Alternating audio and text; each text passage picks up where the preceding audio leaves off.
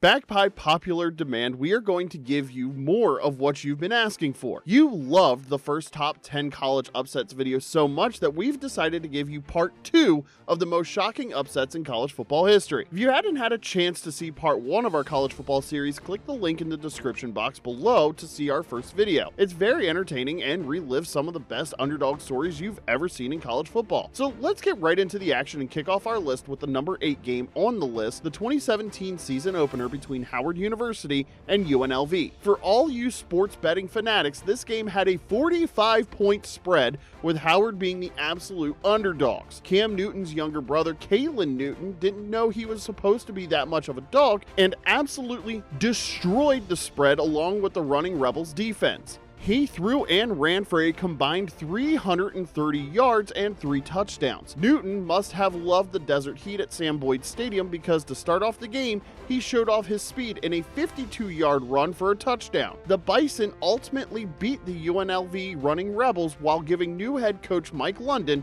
his first win at Howard. Number 7 on our list involves 2 teams from Virginia, Old Dominion University and Virginia Tech. In 2018, ODU pulled off one of the most shocking upsets, with some of the Norfolk natives calling it OD upset or upset by the bank. ESPN had the Monarchs as 28.5-point underdogs to the Hokies, who were ranked 13th in the nation. Similar to other states around the country, some of the ODU players and Virginia Tech players grew up so close to each other that they played each other in high school. But the ODU Monarchs were coming into this game with an 0-3 record, and their home stadium fans felt this game was going to be a blowout by halftime. And it started to look that way. But ODU quickly showed they were not intimidated by the Hokies, and Old Dominion backup quarterback Blake LaRussa would do the unthinkable and lit up the Virginia Tech defense after starter Steven Williams was injured earlier in the game. LaRussa would throw for 495 yards and 4 touchdowns. His poise and precision put a lot of pressure on the Hokies' defensive backs. The Hokies' offense kept them in the game, but ODU would bounce right back after the Hokies would score. In the end, ODU's defense held strong and sealed the 49-35 victory for the Monarchs. And like any small school who beat a nationally ranked team would do, the fans rushed the field in excitement over the stunning upset. The Hokies would be shell-shocked for the rest of their mediocre season. Once favored to win the ACC championship, they barely were eligible to make it to a bowl game. At number 6, we have to go back to the year 1985, between 2 West Coast teams heading in different directions. On one side, you have the Washington Huskies, who ended the previous season ranked number 2 in the nation and ranked 18th in the nation coming into this game. Then, on the other hand, you have Oregon State, who had lost their previous 2 games by a scoring margin of 97-0 and hadn't won a game all season. They were historically bad, and the line makers made the spread accordingly. The Beavers were 38-point underdogs to the Huskies, and it looked like the home crowd at Parker Stadium were in for a long ride. However, as the game entered the 4th quarter, the Beavers kept hanging around.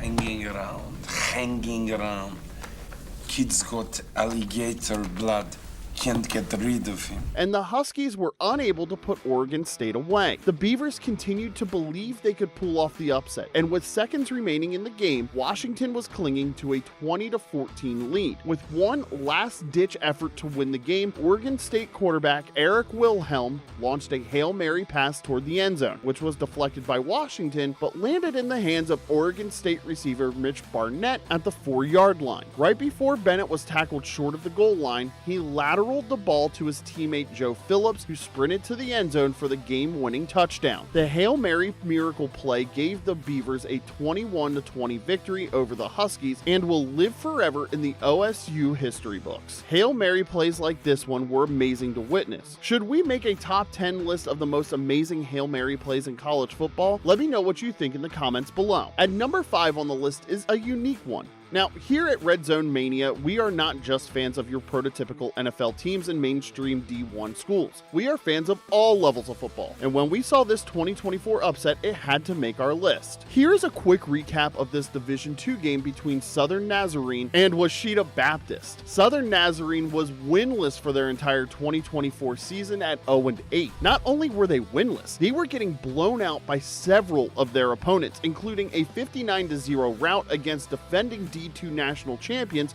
Harding University. On the other side of the ball is the undefeated 8-0 powerhouse school Washita Baptist, who was ranked number 3 in the nation coming into this game. Southern Nazarene was a 46-point underdog for this game, and rightfully so. But somehow, one way or another, the Crimson Storm ended the Tigers' perfect season with 24 seconds left in the game. Yeah, you got that right. Unbelievable. And Southern Nazarene would end up winning the game 18-17. Coming in at number 4 is a sore subject for all of you Nittany Lions fans out there. In 2012, Penn State was dealing with the fallout from the Jerry Sandusky scandal. Legendary head coach Joe Paterno passed away earlier that year, and new head coach Bill O'Brien did his best to keep the program together following an earth-shattering offseason. For the season opener against Ohio, the 97,000 people in attendance and the millions watching the game on TV didn't know what to expect with this new era of Penn State football. One thing was for sure, Ohio didn't care what was going on off the field. They came into Beaver Stadium to win the football game. Ohio's quarterback Tyler Tettleton stunned the Nittany Lions fans in Happy Valley with a 24-14 victory. The Penn State football program was officially on the road to fixing the challenges the program would face in the years to come. We enter the top 3 on our list, and it's a wild one involving Nick Saban and his powerhouse team Alabama versus newly branded SEC team Texas A&M, led by a young Johnny Manziel. The 2012 season was the first one in the SEC for the Aggies, and with that switch from the Big 12 to the SEC comes the great responsibility and honor to line up against arguably one of the best college football programs in the history of college football, Alabama. The Crimson Tide were coming off a national championship the previous year and were looking to repeat as champions. Texas A&M came into Tuscaloosa looking to be the disruptor of that plan. Johnny Football comes out swinging right from the start of the game, putting up 2 very quick touchdowns in the first quarter. The play that defined this game and pretty much solidified Manziel's Heisman Trophy came in the second quarter, where Manziel bumped into his own lineman, scrambled all over the place in the backfield, and threw an absolute dime to wide receiver Ryan Swope wide open in the end zone for a 10-yard touchdown and a 20-0 lead. Bama fans were left stunned. With less than 2 minutes left in the game, Bama was down 29-24, but had an opportunity to win the game. Facing a final 4th down play, Bama quarterback A.J. McCarron attempted a pass in the end zone, but was picked off by DeShazer Everett, which pretty much sealed the game up for the Aggies. This Crimson Tide loss to the Aggies sent shockwaves around the college football world, but only for a few short weeks. Alabama would still go on to win another national championship, but that upset game put Johnny Manziel on the map. Our runner-up for the best college football upset is another Hail Mary play and is best known as the Miracle in Miami. Now, this game was a unique one, and it made number 2 on our list for a couple of reasons. Although Boston College was ranked 10th in the nation and the Miami Hurricanes were ranked 12th, Miami was still favored to win by 6 points, and they were the defending national champions. But Boston College had one wild card. Enter quarterback Doug Flutie. With only 6 seconds left in the game, BC called what everyone predicted they would call a Hail Mary. Miami, as well as everyone in attendance at the game and watching on TV, knew it was going to be a Hail Mary pass, but the Miami defensive backs underestimated Flutie's arm strength and played a little shallower than expected. Flutie would scramble in the backfield and launch the ball into the end zone in a crowd of Boston College and Miami players. In the end, it was Gerard Phelan to end up with the ball in the back of the end zone for the win, 47-45.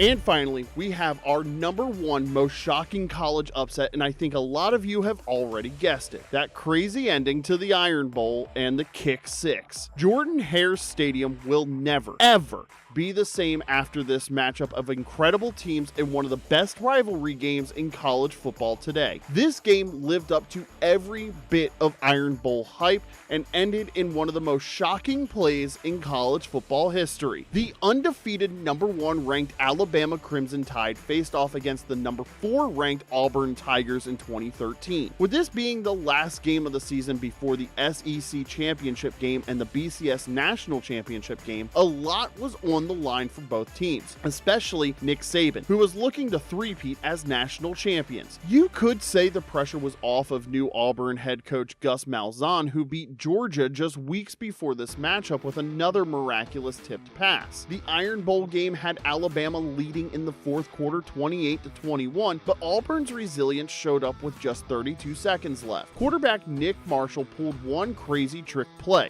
He faked a run, stopped, and then threw a perfect 39-yard touchdown to Sammy Coates to tie up the game at 28 apiece. With only a second left, it was safe to say that everyone was getting settled to see this game go to overtime. But Alabama decided to try for a game-winning 57-yard field goal with their freshman kicker Adam Griffith. Now, this decision may seem kind of crazy for some people, but Griffith had the leg to pull this off. He kicked a 55-yard field goal his junior year of high school at Calhoun High School and was the highest rated high school kicker in the nation. So Saban decided to go for the win. Griffith's kick went up and it was down the middle but short, and Auburn's Chris Davis fielded the short kick and proceeded to run it all the way to the house for a walk-off touchdown to beat the top-ranked Crimson Tide. Auburn fans were going wild. Auburn's bench was going nuts. Saban's face says it all for Alabama fans, and this game will forever be known as the Kick